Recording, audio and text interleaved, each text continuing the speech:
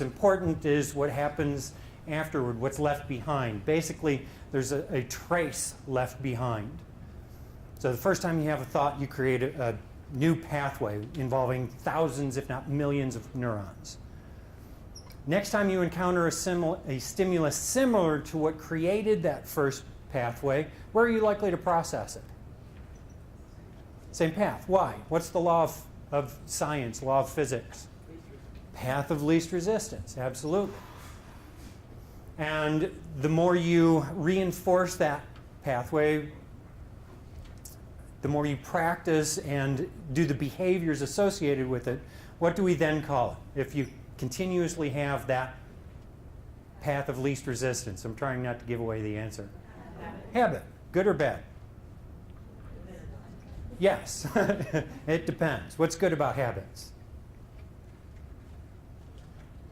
You don't have to think. What's bad about habits? You don't have to think. And now you start to realize why you've had that experience of looking at your notes an hour later from a session that you sat in and you go, I'm pretty sure this is English. Other than that, I don't recognize it.